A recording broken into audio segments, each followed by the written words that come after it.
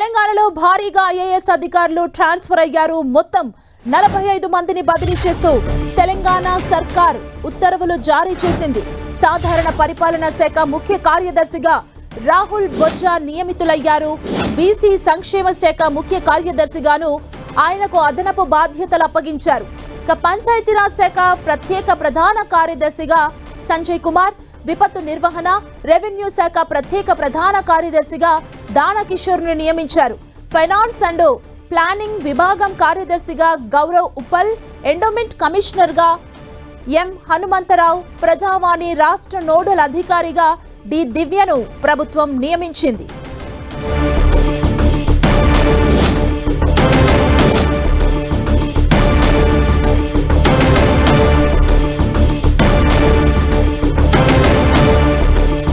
ఇదే అంశానికి సంబంధించి మరింత సమాచారాన్ని మా ప్రతినిధి తిరుపతి చారి మనకు అందిస్తారు. తిరుపతి చారి,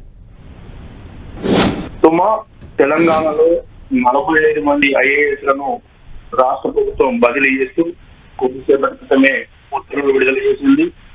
ఇందులో భాగంగా ప్రధానంగా Panchayati Raj and rural development special సెక్రటరీగా సంజయ్ కుమార్ నియమించింది. అదేవిధంగా plastic programmes corporate social responsibility కింద దానికి చీఫ్ సెక్రటరీగా అభ్యర్థి ఘోష్ నియమించారు.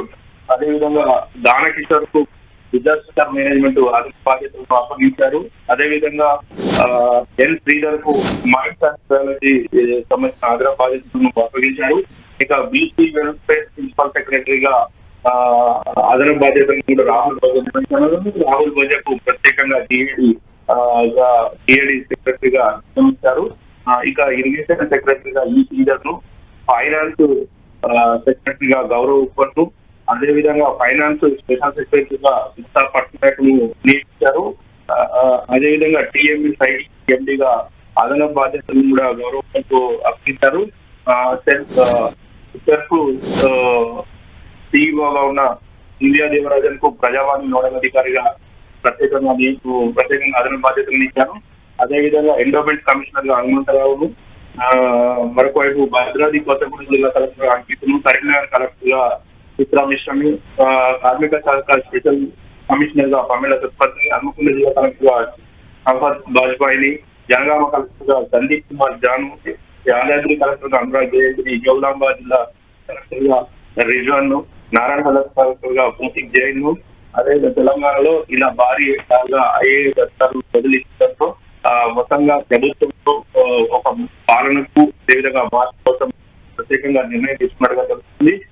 ఇప్పటి వరకు ఎవ్రీ 6 నెలలకు ఒకసారి ఇలా బదిలీలు జరుగుతున్నాయి. ఈసారి చాలా తక్కువ సమయంలోనే పెద్ద ఎత్తున బదిలీలు చేయడం ఇప్పుడు బ్యూరోక్రాట్స్ లో చర్చనీయాంశంగా మారిందని చెప్పుకోవచ్చు. Thank you Tirupati Chari.